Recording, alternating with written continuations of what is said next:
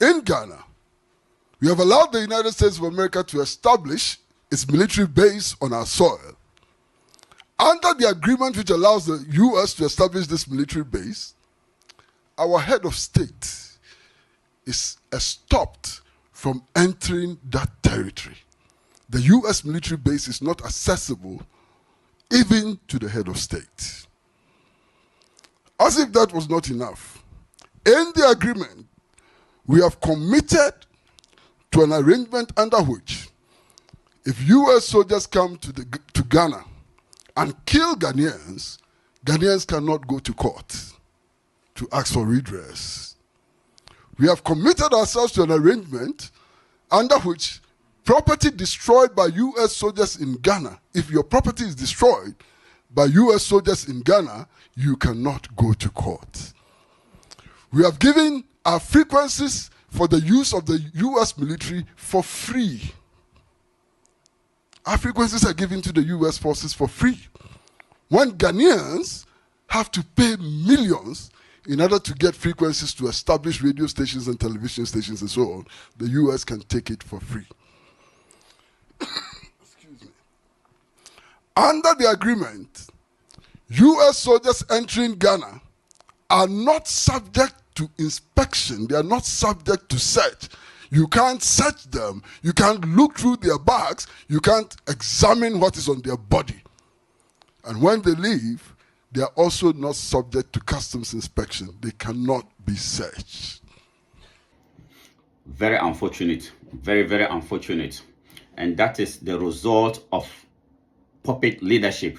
This is what you get when you put puppet leaders in office. This is coming from Ghana. The government of Ghana signed agreement with the American government to establish a military base in Ghana. And under that agreement, even the president of Ghana, no Ghanaian, have the right to know what is happening in that military base. It was the same thing the same agreement that the previous leaders in the Sahel region signed with the Americans. And today they have leaders who are ready to work for the interests of their respectful states.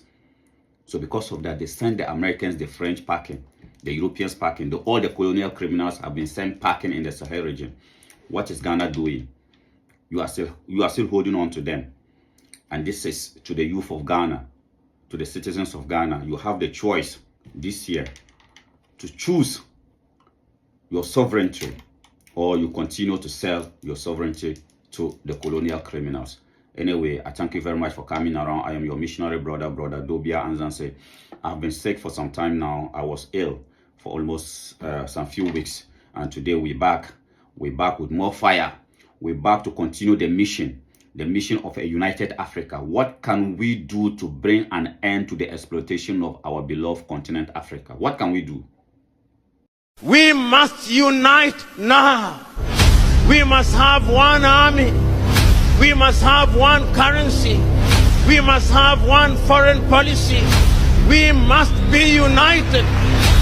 Yes, the only way we can bring an end to that, as Prof said, is to unite the continent of Africa, is to have one military. We cannot continue to sell our sovereignty to these colonial criminals. This thing that they are doing to us didn't start today. It didn't start today. It started way back. And as I said before, the problem of West Africa is Ghana and Cote d'Ivoire as we speak today. The problem of West Africa is Ghana and Cote d'Ivoire. Senegal was part of it under Macky Sall leadership. But thank God, today, Senegal have young leaders who are ready to work for the interests of West Africa. But Ghana and Cote d'Ivoire is the biggest problem in West Africa. Nigeria is not a West Africa problem. I am telling you, if Ghana and Cote d'Ivoire realize themselves, Nigeria is always ready to take the leadership. But because these two countries, and it didn't start today, especially Cote d'Ivoire, even in the days of Kwame Nkrumah, it was through Cote d'Ivoire that they used to overthrow the government of Kwame Nkrumah. So Cote d'Ivoire and Ghana today is the West Africa biggest problem. Watch this video. To some exercise news, nearly 30 nations and approximately 1,300 personnel are participating in Exercise Flintlock, which kicked off yesterday during an opening ceremony in Cote d'Ivoire. The exercise, which runs through May 24, will be... So as you can see, even though we are talking about sacking these colonial criminals and their military bases from West Africa or Africa, yet Ghana and Cote d'Ivoire is still pampering them under the guise of fighting terrorists. If the Sahel, the likes of Burkina Faso, Mali, Niger, if the Americans and the colonial criminals could not help them fight terrorists, what can they do to help Ghana and Cote d'Ivoire? Do we have terrorists in Ghana? Do we have terrorists in in Cote d'Ivoire? So why do they still have military bases that the president of those countries doesn't have the right to visit those military, to know what is happening in those military bases? And sometimes I wonder if our leaders, sometimes I wonder if our leaders study or they know what is history. Because I think history must be compulsory subject in all the stages of our educational institutions. History must be a compulsory, especially what the colonial criminals have done to us as African people. Because this thing of military bases all over Africa, it didn't start today. And the colonial criminals never changed their tactics. It is only us, the children of Africa, who are pretending to know what is going on. It is only us, because even in the 18th and then in the early 18th and the 17th century, when they were there colonizing the continent of Africa, taking our people into slavery, they started this thing of protectorates. You have the British protectorate in West Africa, in the countries like Ghana, Nigeria. They will go to this king, the Ashanti kingdom, the Dagomba kingdom, the Moshi kingdom, the Yoruba kingdom, the Igbo, whatever. They will go and they will tell the king that they want to sign an agreement with you to give you protection from your enemies, so-called enemies, your brothers and sisters. And under the guise of giving you protection, they'll begin to wage wars against other kingdoms. And after they help you defeat that kingdom, they'll come back and then defeat you. They'll come back, wage war against you. That was what they did to the Ashantis. That was what they did to the Igbos. That was what they did to the Yoruba, the Hausas, the Fulani, whatever. Everybody, the French, the same thing.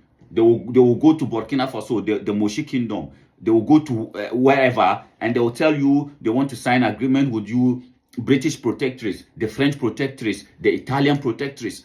They started it in the late 17th and early 18th centuries. This is basic history that we should know, that they have never changed. And today, the neo-colonial project is based on military bases.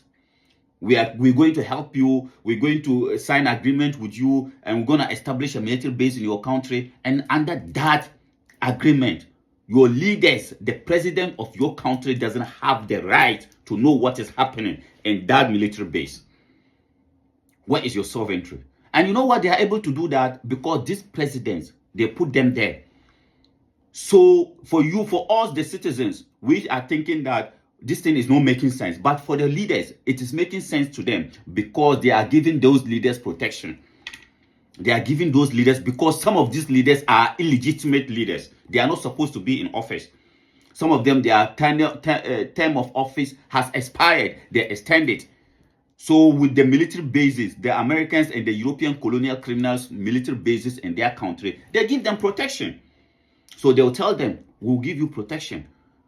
Even if you didn't win the elections, just stay in power, and then we'll give you the protection. And that was the reason why I said earlier in the last video I did, that the African is always, or colonization has made the African selfish. But for the Europeans, they are always greedy. They never satisfy. You give them this, they want more, they want more, they want more. But the African, the selfish African only think about himself.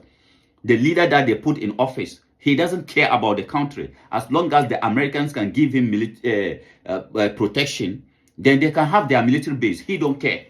And that is what we are seeing. If not, history should have taught us that back in the days, They always have the same strategy. And any kingdom that allowed them to give them, the Benin Kingdom, the Benin Kingdom, when they went there, what did they say? They said they wanted to sign agreement, the Queen of England wanted to sign agreement to give the king protection. The king said, and a woman, queen, want to give me protection? No, I can't. And what did they do? At the end of the day, they overthrow him. They attack the kingdom, destroy the kingdom. So anytime they come to you and say they want to give you protection, they want to sign an agreement with you, they know what is in your kingdom. At the end of the day, they're going to destroy it and then colonize you. And today, as I said, they haven't changed their tactics. They are doing the same thing under the guise of fighting terrorists, while they are promoting those terrorists to continue to destabilize your country so that they'll continue to take what they want. So why are we not learning from that? And we are not learning from that is because we have selfish people that they put in office, and all that these selfish people are doing are thinking of themselves. They don't think about the collective good of the countries that they represent. They only think about themselves. So most of the time you see those people, they will lose elections, but they will rig the elections, they will stay in power, and the Western colonial criminals will never say anything because they know that those people in power will give them what they want.